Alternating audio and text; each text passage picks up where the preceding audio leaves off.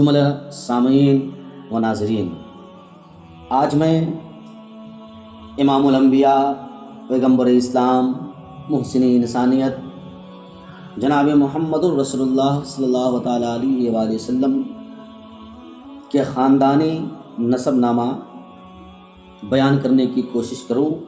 اور میرے آقا صلی اللہ تعالیٰ علیہ وسلم کی شان رب تبارک و تعالیٰ نے کتنا بلند اور اونچا عطا فرمایا ہے۔ سب سے پہلے ہم اور آپ یہ سمجھیں، رب تبارک و تعالیٰ نے جب اس دنیا کو بنانا چاہا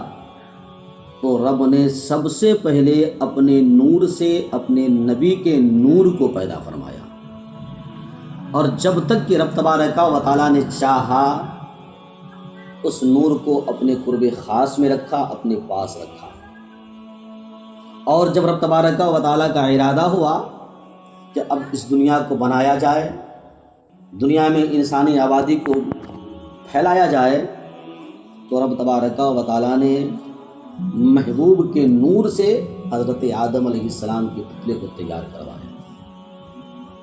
ایک کے بعد کے حضرت آدم علیہ السلام دنیا میں آئے، حضرت شیش علیہ السلام آئے، ایک کے بعد کے نبی آئے۔ ایک وقت وہ بھی آیا کہ حضرت ابراہیم علیہ السلام جب اللہ تبارک و تعالیٰ نے آپ کو نبی بنا کر کے بھیجا، تو بھیجنے کے بعد آپ نے تبلیغ بھی کی،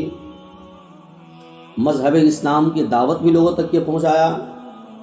اور رب تبارک و تعالیٰ کے کی بارگاہ میں حضرت ابراہیم علیہ السلام نے بڑھاپے میں دعا مانگی، رب نے دعا قبول کیا،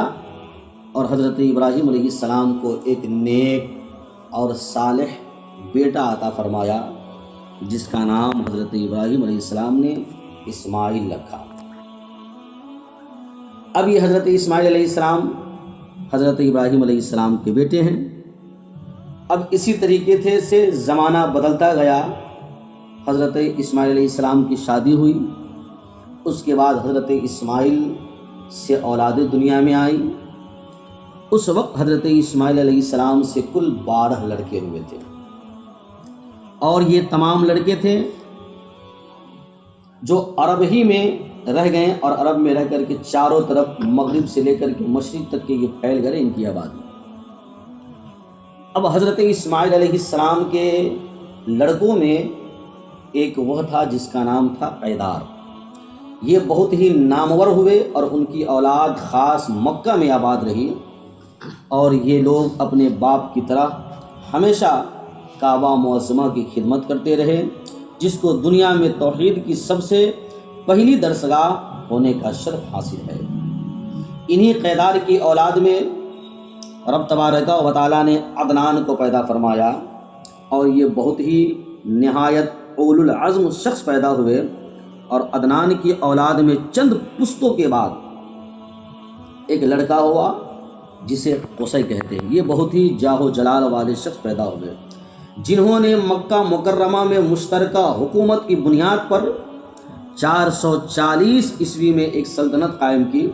اور ایک قومی مجلس یعنی پارلیمنٹ بنائی جو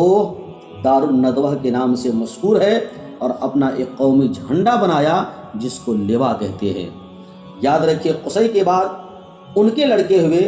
جس کا نام انہوں نے عبد مناف رکھا، اور یہ عبد مناف اپنے باپ کے جانشین ہوئے۔ پھر عبد مناف کے پشت سے ایک لڑکا ہوا جس کا نام انہوں نے ہاشم رکھا۔ پھر ان کے فرزند عبد المطلب ایک کے بعد دیگرے ایک دوسرے کے جانشین ہوتے رہے۔ انہی عبد المطلب کے فرزند یعنی لڑکے حضرت عبداللہ ہے، اور حضرت عبداللہ کے نور نظر، لخت جگر، آنکھوں کے تارے ہمارے حضور رحمت للعالمین صلی اللہ تعالیٰ علیہ وآلہ وسلم ہے، جن کی مقدس سیرت پاک بیان کرنے کا الشرف حاصل ہوا ہے۔ جملہ حاضرین کرام، وہی حضرت عبداللہ کے لخت جگر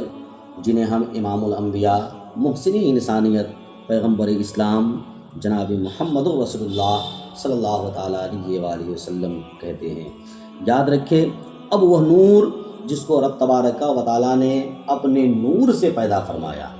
اب وہ نور حضرت آدم کی پیشانی سے حضرت شیش شیش کے پیشانی سے ادریس، ادریس کے پیشانی سے دھیرے دھیرے ایک کے بعد دیگرے وہ نور منتقل ہوتے ہوئے بدلتے ہوئے یہاں تک کہ آخر میں حضرت عبد المطلب کے پیشانی میں آیا۔ اور حضرت عبد المطلب کے پیشانی کے بعد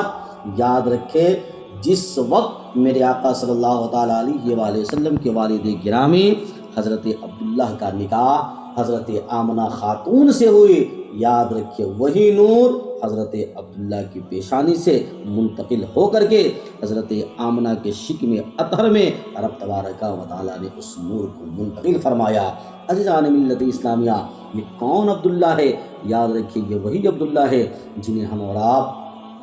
اپنے نبی کے والد گرامی کہتے ہیں۔ وہ حضرت عبداللہ مکہ کے اندر اتنے خوبصورت حسین نوجوان تھے کہ کتابوں کے اندر آتا ہے ان کی پیشانی میں جو نور چمکتا تھا، جب وہ اپنے گھروں سے اپنے قبیلے کے لیے نکلتے تو مکے کی بہت ساری خواتین، بالکل خوبصورت خواتین، اپنے آپ کو تمنائیں کرتی کہ کاش میرا نکاح عبداللہ سے ہو جائے، کاش میرا نکاح عبداللہ سے ہو جائے۔ لیکن یاد رکھیے وہ نور محمدی جو حضرت عبداللہ کی پیشانی میں رب نے رکھ دیا تھا، رب کو معلوم تھا کہ حضرت عبداللہ کی نکاح کسی اور سے نہیں، رب تبارک و تعالیٰ نے حضرت آمنہ کا انتخاب فرمایا۔ وہی حضرت آمنہ خاتون جو مکے کے اندر بالکل ایک شریف خاندان کی رہنے والی، بالکل پارسا نیک خاتون، اور نیکی خاتون کی وجہ سے رب تبارک و تعالیٰ نے حضرت عبداللہ کا نکاح حضرت آمنہ خاتون سے ہوا۔